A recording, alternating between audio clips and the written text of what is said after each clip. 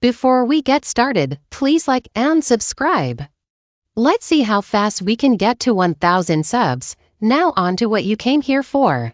Coworker tried to ruin my relationship, so I got him deported. People do the strangest things in the name of love. This isn't a fact that I'd like to dispute because I've also done my fair share of crazies. Seriously. You think there's a limit you won't cross until you look back and see you've crossed it a long time ago. To understand this revenge story, you need to appreciate the fact that nothing hurts more than being betrayed by the ones you love the most. The ones you put your trust in and know with absolute certainty that they would never switch up on you, well, until they do. This level of treachery awakens something in you, a side of yourself that you didn't even know existed. And all you'd want, or at least all I would want, is to hit them back. This is exactly what happened between me and my coworker Zane. He broke my trust, and not only that, he stole my girlfriend too. I couldn't have that, so I got him deported. But let me tell you the full story. I met my girlfriend Roxanne in my final year of law school. Before then, I'd only dated once in college. My roommates used to tease me all the time, calling me a prude, because not only do I not date a lot, but I also can't get sexual with any girl I don't have any romantic feelings for. I'm demisexual, by the way. My favorite thing to do during my time in college was to hang out in the library all day, geeking out on criminal law with some of the other students in my class.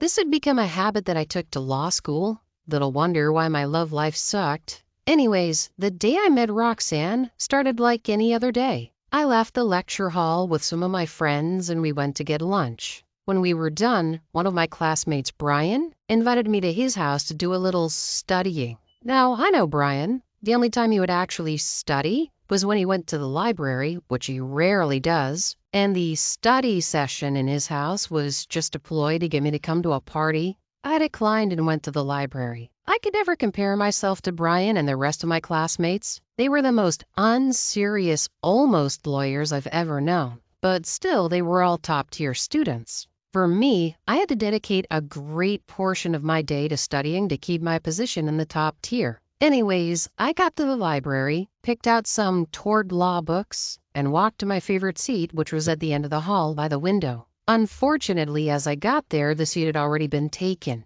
I found that weird because usually nobody comes to that part of the library. It was kind of secluded, and that was what I liked about it the most. I was kind of pissed at first, but when I moved closer, I saw her face. I'm pretty sure my heart stopped for a few seconds as I stared at her. Red hair, eyes the color of emerald gemstones, flawless skin. She was an angel. Suddenly, I was no longer pissed. I sat on the chair right across from her, my heart racing with excitement. She looked up at me and then smiled politely. I smiled back and started flipping through the pages of my tort textbook. I wasn't able to focus, and all I could think about was how I was going to talk to her. A few hours later, she checked her watch and started to rise from her seat. It was now or never. If I didn't talk to her then, I might never see her again. I dropped my gaze to the book she picked up. It was a textbook on immigration law. I quickly asked her what year she was. She smiled and told me she was in her final year.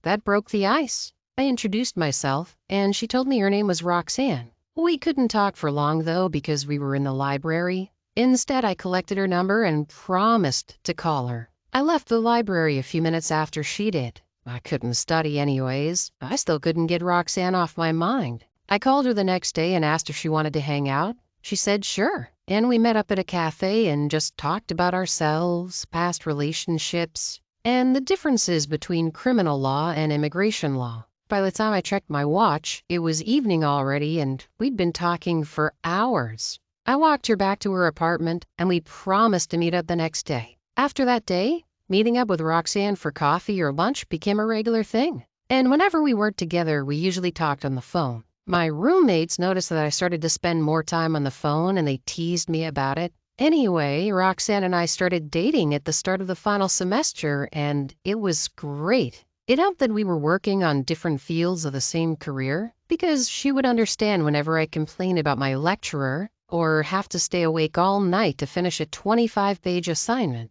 A few months later, we graduated. I was already working as an intern at one law firm in the city, so I moved into a new apartment closer to it. Roxanne also started to work as an intern in another law firm. Her workplace was close to mine, so she decided to move in with me. A few months later, Roxanne and I sat for the bar exams, and we passed. I instantly got recruited as a junior associate in my firm. That same week, the firm hired some new interns. I instantly took a liking to one of them. His name was Zane. He was from Pakistan or India. His use of the English language was perfect, but he liked to talk in a funny accent. We became friends almost instantly. On Monday morning, I got to work and saw Zane was already seated at his desk. He had a serious look on his face as he looked into a piece of paper. I knew immediately that something was wrong. I didn't say anything, though. I went to my desk and started to do my job.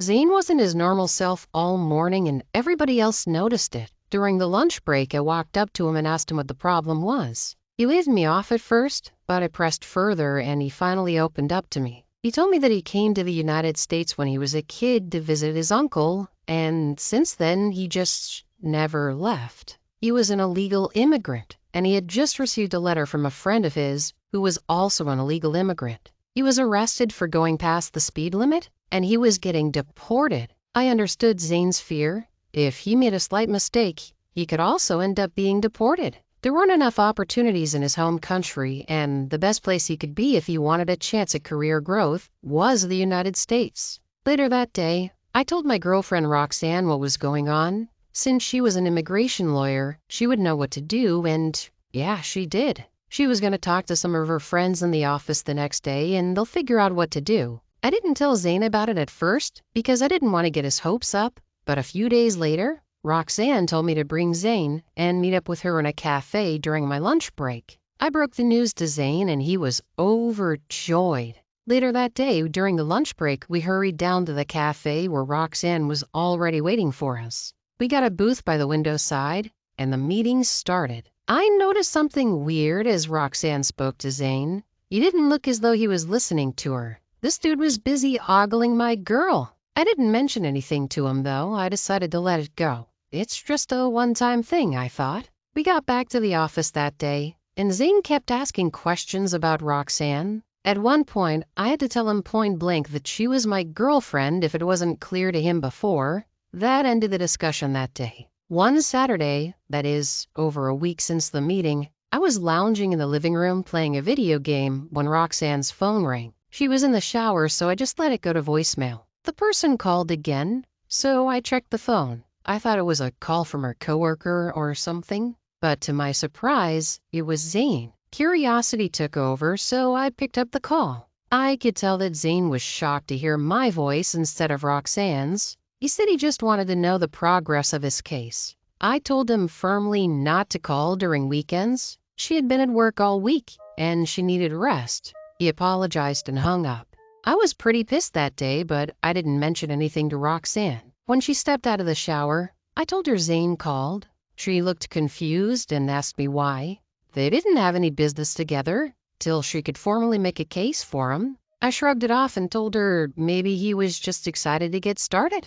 The next Friday after work, some of the workers decided that we should go to a bar to just blow off some steam. I wasn't interested, but Zane, along with a paralegal named Tanya, persuaded me to go. I knew it was a bad idea because ever since I joined the firm, Tanya had been hitting on me. She dropped subtle hints, but I usually pretend not to notice them. I called Roxanne and told her I was going to be late. We got to the club, and after a few shots, I had decided that I'd had enough. Zane decided that we should play a drinking game. Naturally, I wasn't interested in the game, but since everyone else was playing, I was coaxed into joining. I was pretty drunk after that, and when Tanya asked me to dance, I said okay. It was all going pretty well, until Tanya grabbed me and kissed me on the lips. I know I was drunk, but I wasn't drunk enough to not recognize that she wasn't my girlfriend. I pulled back almost immediately, and while everyone laughed it off, I told her not to try anything like that ever again. I left the club immediately and went home. I wanted to tell Roxanne what happened, but I didn't want her to worry, so I kept it to myself. A few days later, the next Tuesday, I came back home to meet Roxanne sitting on the kitchen stool staring at her laptop. She wasn't her usual cheery self, so I knew something was wrong. I thought it was something from work, but when I asked her what the problem was, she turned the laptop to me, and I saw what she was looking at. It was a picture of me and Tanya in the club. I was beyond speechless. I didn't even know someone took a picture. If they took it as a joke, they would have shown me, but they didn't. And how did they get Roxanne's email? I explained everything, but it wasn't good enough. She expected that I'd tell her the second it happened, but I didn't, which made me look guilty.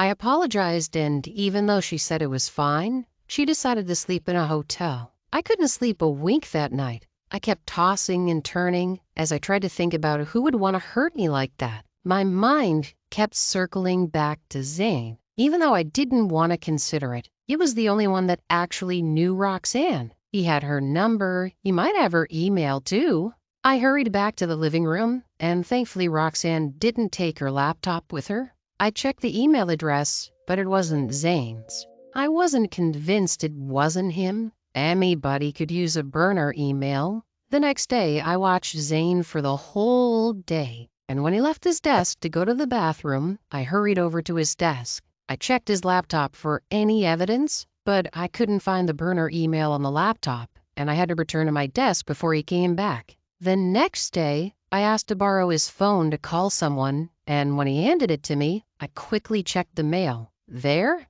I found the burner email. I also took a look at his gallery, and I found the picture. It turns out he took the picture and created a burner email to send it to Roxanne. I was shocked and confused. Why on earth would he decide to do that? I couldn't think of a reason why you would want to destroy my relationship with my girlfriend. I helped him with his immigration problem, for crying out loud. That evening, I called Roxanne, then went to visit her at the hotel she was staying at. I explained everything to her and begged her to come back to the apartment.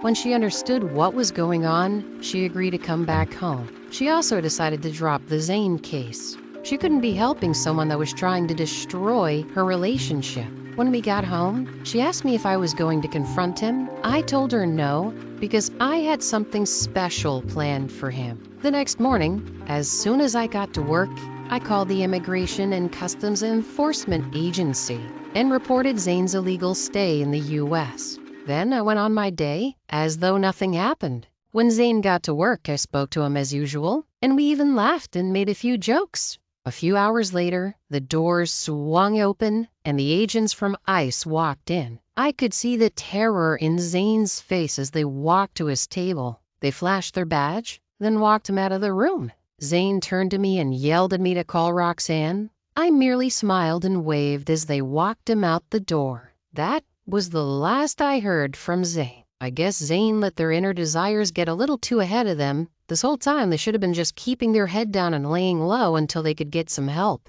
That said, our final story of the day is how I made Black Friday black for my husband. The year before my husband and I got married, I caught him on a date with his ex-girlfriend and high school sweetheart. That woman has always been like a shadow in my relationship with my husband. She was always lurking somewhere in the background. It was annoying. According to my husband's version of that story, they fell in love in school. She was a grade above him, and her friends made fun of her, but she loved him anyway, and they stayed together. In her senior year, she started dating a guy from college. He said it wasn't her fault. Her mom wanted her to date him so they could continue dating when she got into college. What my husband's sister told me, however, was that he fell in love with a girl in a grade higher. He spent all of his allowances on trying to impress her and did it so well that she went out with him once. The girl had a boyfriend who was a jerk of sorts. He was also a grade higher, and they had an off and on relationship. Whenever the relationship was off, she would go out with him and they would have fun together until her boyfriend came again.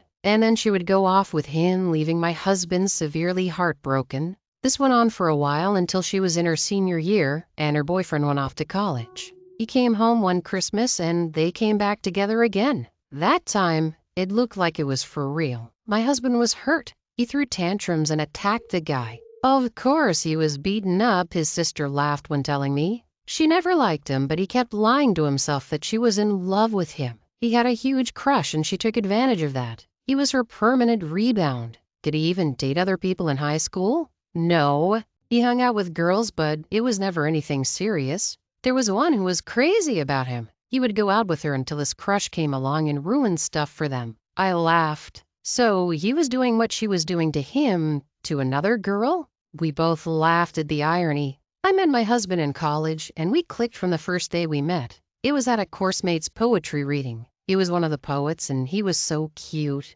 His hair shone in the spotlight, and he spoke so well. After his performance, I walked up to him and complimented his poem. "Thank you," he exclaimed with a big smile. "What did you like the most about it?" I said, "What?" "My poem. What was your favorite line?"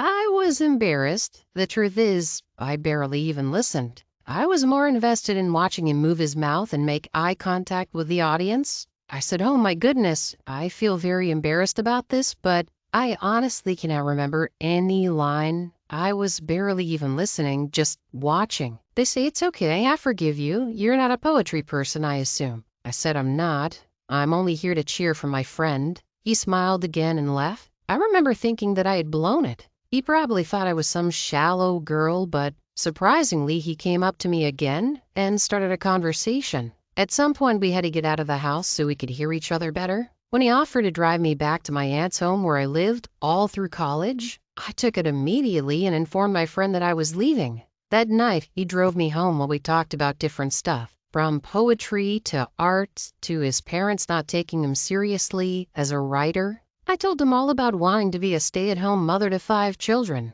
He laughed at me. "That's so old school. You don't look traditional at all," he said, his eyes twinkling. He may have found it different that a woman would have such dreams at the time, but he did look impressed. I said, "You don't meet a lot of traditional women, do you?" He said, "No, I don't. I don't think I know any. My mom raised my sister and me all by herself." "Dad?" He said, "Dead." "Sorry," I cooed. He brushed my shoulders with his palm. "It's okay." He gave a reassuring smile and then explained that he'd always met rebellious women. I said, "What's a rebellious woman?" He said, "I don't know, women who deviate from the norm, the opposite of traditional women." We had kissed that night before I went into my aunt's, and he promised to call. It wasn't until he went off that I realized he didn't take my number. I knew he would find me somehow, and he did. The next day, he called me on my cell. He had gotten my number from a friend who was hitting on the friend I went to cheer on. We hit it off from there and started dating. All through college, he was my boyfriend.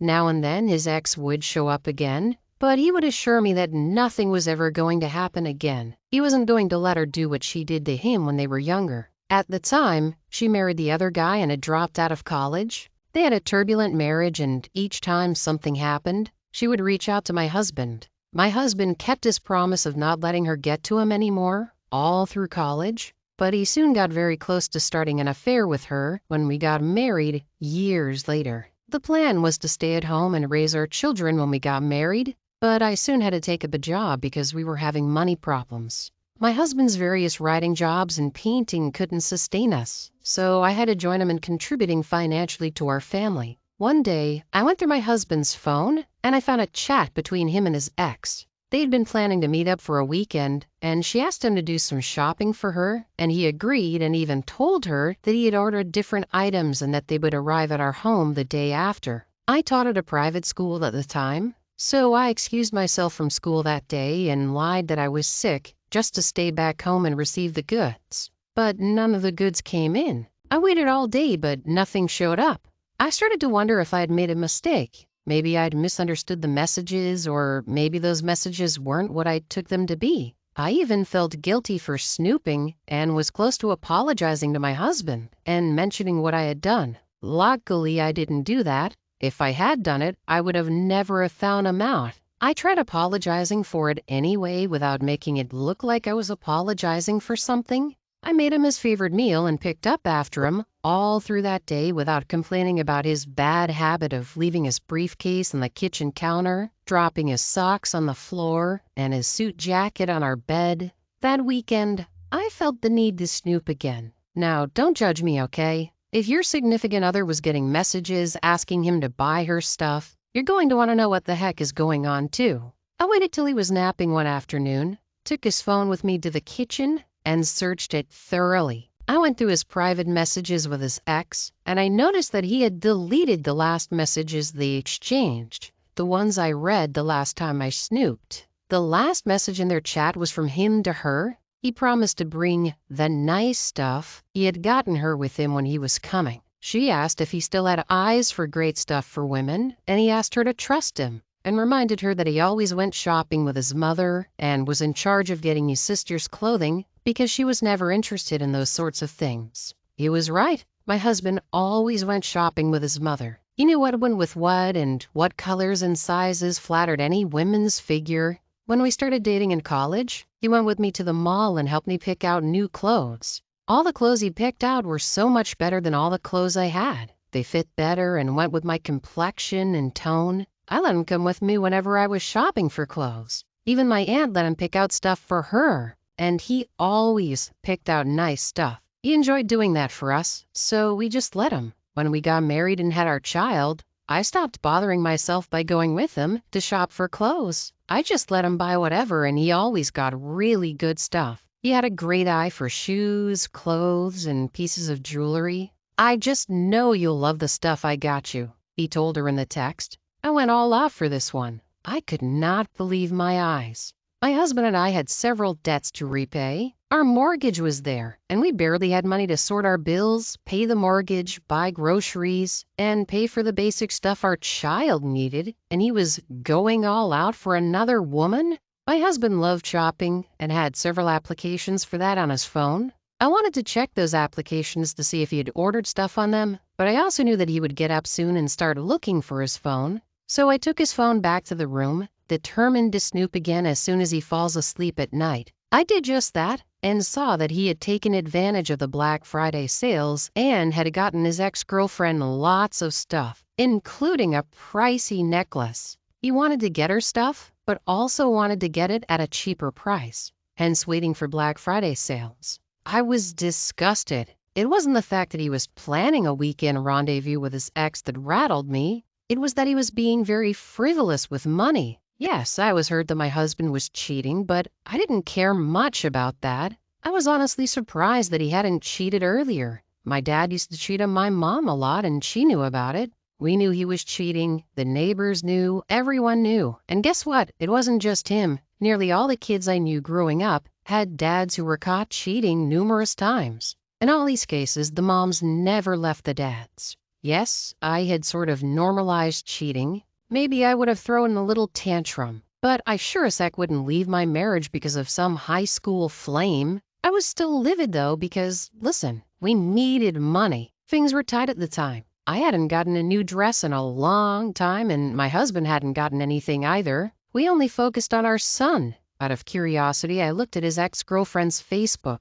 I wanted to know what she looked like. I was even angrier when I saw her. She had red lipstick on in nearly every picture. My husband always wanted me to wear red lipstick. I didn't like makeup, but I wore red on my lips on different occasions because my husband would get annoyed if I didn't wear them. I somehow figured he wanted me to wear red lipstick because he liked it. He wanted me to look like her. That may have been a stretch now that I think about it, as an older, wiser woman, but the thought drove me over the edge. I thought about their texts all through the night. He was to receive the packages the next day, and I was ready to let all heck loose. My husband knew I wasn't one to investigate or question stuff. When a package comes in for him, I only ask what's in it, and I'm satisfied with whatever answer he gives. When it was delivered that afternoon, he answered the door. He'd been lingering around the living room and the front balcony area, and I knew why. As soon as I figured he'd be done signing, I came out to the front door and saw a big box.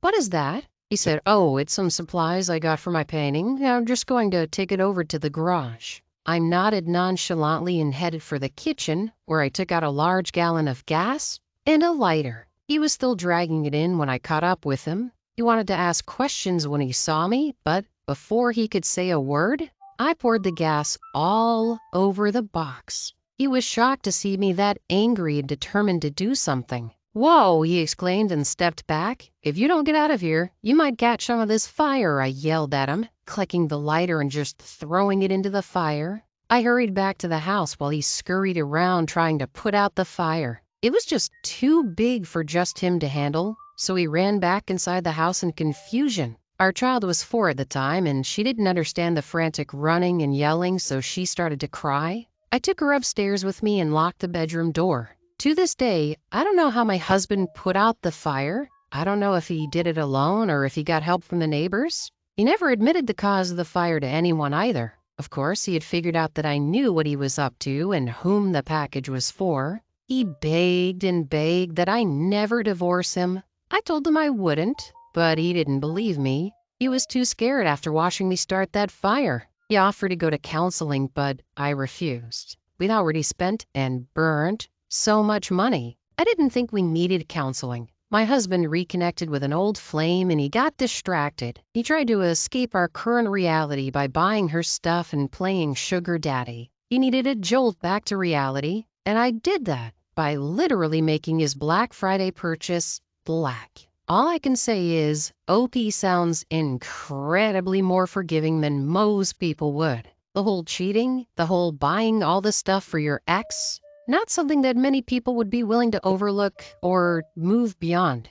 I hope you enjoyed this story. Please like and subscribe. Let's see how fast we can get to 1,000 subs.